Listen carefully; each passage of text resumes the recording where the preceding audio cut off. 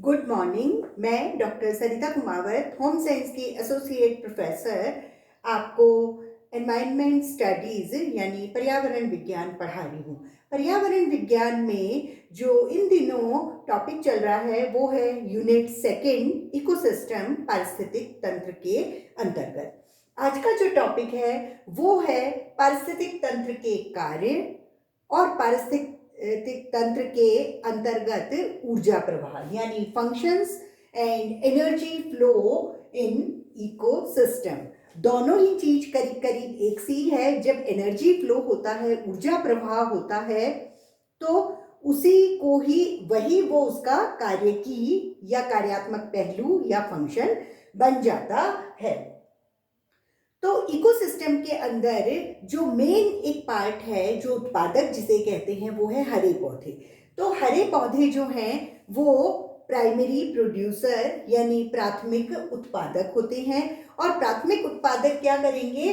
वो sons energy, सूर्य के प्रकाश को यूज करते हैं और सूर्य के प्रकाश को यूज करते हुए, उपयोग करते हुए प्रकाश संश्लेषण की क्रिया यानी फोटोसिंथेसिस की क्रिया करते हैं।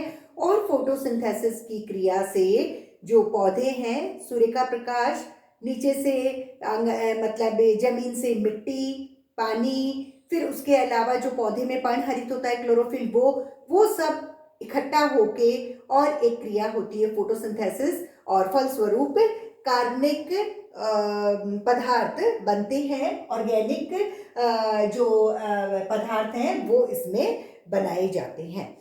तो जितने भी पौधे जो एक कुल मात्रा में कार्बनिक पदार्थ बनाते हैं, जो एक कुल मात्रा, टोटल मात्रा होती है, उन टोटल कार्बनिक पदार्थों को हम सकल प्राथमिक उत्पादकता कहते हैं। मतलब ये जो है वो ग्रॉस प्राइमरी प्रोडक्टिविटी कहलाती है।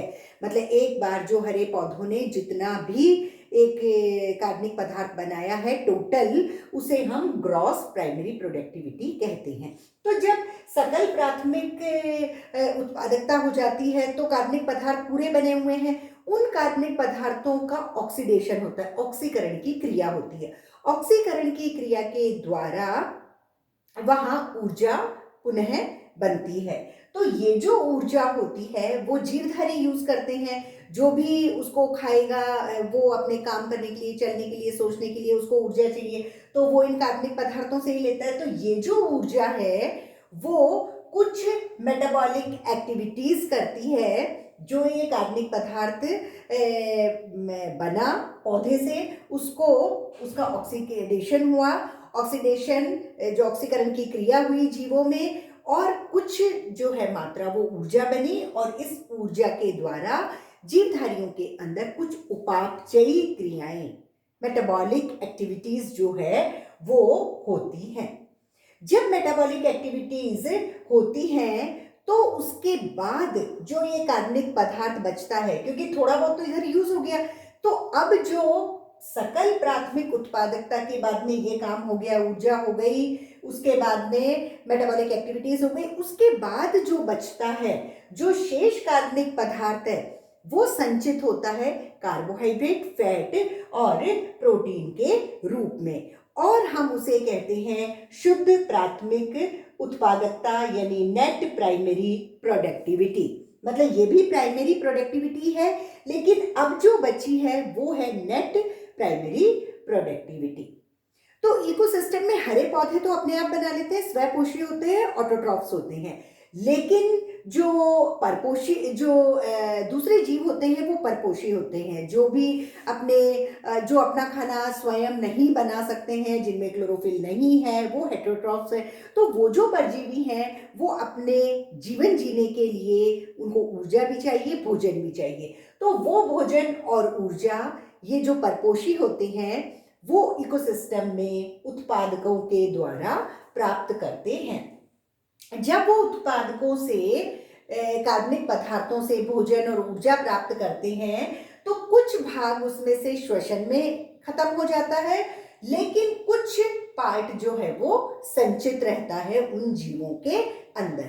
लेकिन कभी कभी क्या होता है कि जो यूज्ड पार्ट है एनर्जी का वो संचित भाग से कम होता है। यूज कम हुआ है, संचित ज्यादा हो गया। तो कई बार होता है ना भाई, 10-10 रुपए हमको रोज मिल रहे हैं, रोज हम 8 रुपए या 10 रुपए 9 रुपए खर्च कर रहे हैं, लेकिन कई बार ऐसा होता है 2-2 रुपए ही खर्च कर रहे हैं, तो खर्च कम कर रहे हैं और संचित ज्यादा हो गया। तो जैसे ही संचित पार्ट यूज्ड पार्ट से ज्यादा होता है तो बायोमास में वृद्धि हो जाती है। मतलब पूरा जो कम्युनिटी का बायोमास है वो इंक्रीज हो जाता है, पूरे समुदाय के जीव भार में वृद्धि हो जाती है। और इस समय हम कहते हैं द्वितीयक उत्पादकता। ये जो समय जो कार्बनिक पदार्थ बचे, हम इसे द्वितीयक उत्पादकता यानी सेकेंडरी प्रोडक्टिविटी कहते हैं। पहले पहले सकल प्राथमिक उत्पादकता होती है, फिर शुद्ध प्राथमिक उत्पादकता, उसके बाद में द्वितीयक उत्पादकता होती है। ये सब हरे पौधे से लेके और जीवों तक जो ऊर्जा आ रही है वो। अब हम इसी को दूसरे रूप में पढ़ेंगे कि इकोसिस्टम के अंदर ऊर्जा प्रवाह कैसे होता है, या इकोसिस्टम यानी पारिस्थितिक तंत्र में कार्यात्मक पहलू क्या हैं। तो ये जो कार्य हैं इनको इन्होंने 3 पार्ट्स में, 3 चरणों में डिवाइड किया है। पहला है जैसे द्रव्यों का चक्रण। द्रव्यों के चक्रण में कुछ पोषक पदार्थों की पूर्ति के लिए खनिज पदार्थों की जरूरत होती है, और वो जो खनिज पदार्थ होते हैं वो कार्बन, ऑक्सीजन, नाइट्रोजन, सल्फर कुछ भी हो सकते हैं। तो ये जो खनिज हैं वो पोषक पदार्थों की पूर्ति करते हैं, और ये खनिज जीवों के द्वारा ले लिए जाते हैं उनके शरीर में। और जब जीव उनको ले लेते हैं तो उनके अंदर, जीवों के अंदर जैविक क्रियाएं उत्पन्न होती हैं। जब जैविक क्रियाएं पूरी हो जाती हैं और खनिज पदार्थों का पूरा काम हो जाता है तो वो शरीर से बाहर निकल जाते हैं और वापस से मूल भंडार में यानी एनवायरनमेंट, इकोसिस्टम में आ जाते हैं। तो ये जो घूमना है खनिज का, इसे हम खनिज प्रवाह यानी मिनरल सर्कुलेशन कहते हैं। मतलब खनिज जो है वो किस तरह से इसका चक्रण होता गया, हम इसे खनिज प्रवाह कहते हैं। तो इसमें ये है कि पहले जो है वो एनवायरनमेंट से पौधे के अंदर आया, फल फूल जिसमें भी, फिर उसको जीवों ने खाया, फिर जीवों ने वापस से उसको निकाल दिया। तो इस तरह से जीवीय और अजीवीय घटक उन पदार्थों को खा रहे हैं, निकाल रहे हैं। तो ये कंटिन्यूअस एक्टिविटी होती रहती है।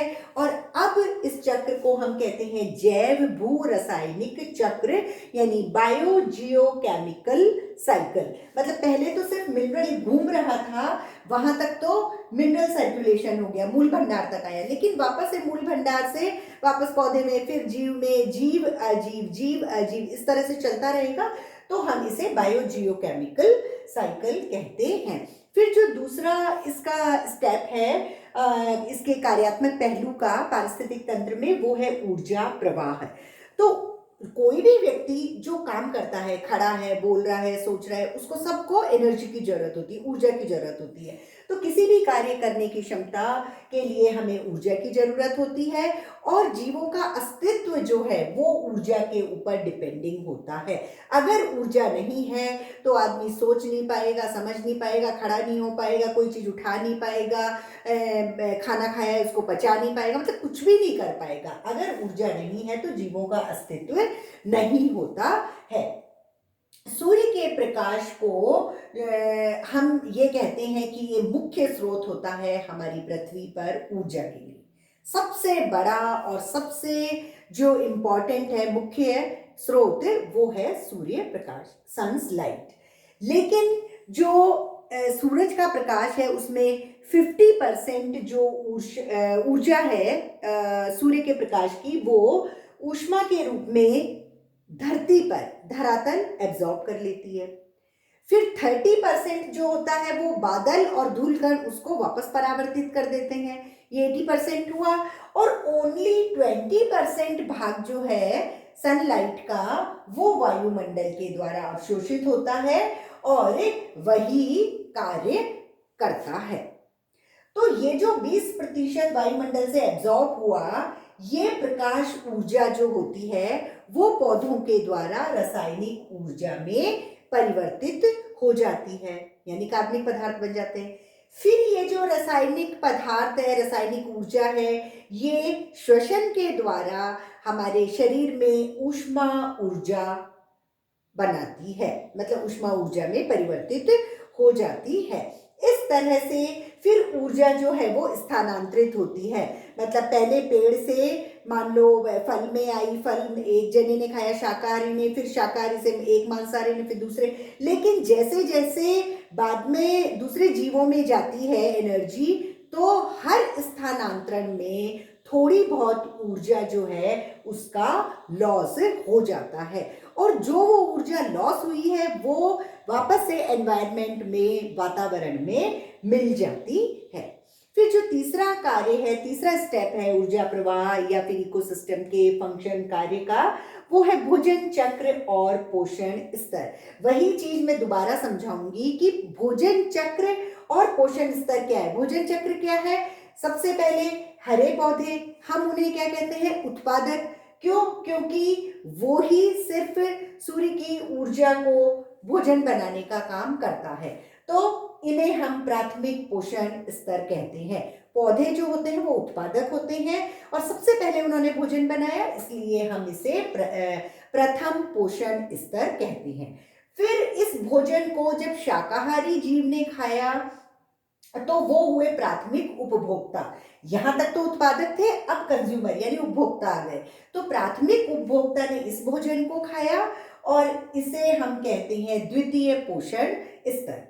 फिर जो प्राथमिक उपभोक्ता जो है उसको दूसरे जीवों ने खाया, मांसाहारी या जिसने भी, तो वो हुए द्वितीयक उपभोक्ता। प्राथमिक को खाया, ये द्वितीयक उपभोक्ता हुए, लेकिन ये तृतीय पोषण स्तर कहलाता है। प्रथम ये जो सूर्य के प्रकाश से भोजन बना, द्वितीय पोषण स्तर वो जो भोजन, हरे भोजन को खा रहा है, जो मतलब शाकाहारी लोग। फिर तृतीय ये हुआ जो द्वितीय वाले जो हैं, प्राथमिक उपभोक्ता वाले, उनको द्वितीय खाएगा और तृतीय पोषण स्तर वो कहलाता है।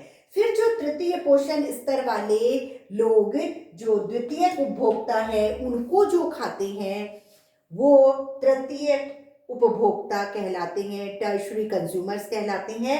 लेकिन वो पोषण स्तर जो है वो कहलाता है चतुर्थ पोषण स्तर। इस तरह से ये जो पोषण स्तर हैं वो प्रथम, द्वितीय, तृतीय और चतुर्थ हो जाता है। फिर हम ये कहेंगे कि जो पौधे होते हैं वो सिर्फ प्रोड्यूसर होते हैं, बाकी सारे कंज्यूमर्स होते हैं। जितने ज्यादा कंज्यूम करता जाएगा कोई भी शाकाहारी, मांसाहारी, आगे आगे जीव, तो थोड़ी थोड़ी ऊर्जा वहां समाप्त होती जाती है। लेकिन यहाँ ऊर्जा खत्म होती है, वापस से एनवायरनमेंट में और ऐसे चली जाती है, लेकिन द्रव्य और मिनरल्स जो होते हैं उनका चक्रण यानी सर्कुलेशन चलता रहता है, वो लॉस नहीं होते हैं। ऊर्जा लॉस होती है लेकिन द्रव्य और मिनरल, खनिज नहीं खत्म होते हैं, उनका सर्कुलेशन चलता रहता है। और जो सूर्य के प्रकाश से, जितनी बार भी मैं कह रही हूँ कि उस ऊर्जा को यूज करके और भोजन बना रहे हैं, तो पौधे सिर्फ 1% ही उसको यूज कर पाते हैं। और फिर जो शाकाहारी व्यक्ति जो उस भोजन को खाता है वो उससे 10% लेता है और वो अपने शरीर में 10% ऊर्जा को संचित रखता है। लेकिन उसके बाद जो उसको खाएगा वो उसकी 10% ऊर्जा को खा लेता है, फिर आगे जाता है तो फिर 10% उसमें चल जाती है। इस तरह से 10% ऊर्जा ही आगे आगे जा पाती है और इस तरह से ऊर्जा का प्रवाह होता रहता है। और ये इकोसिस्टम यानी पारिस्थितिक तंत्र का कार्यात्मक पहलू जो है वो इस तरह से ये कंप्लीट होता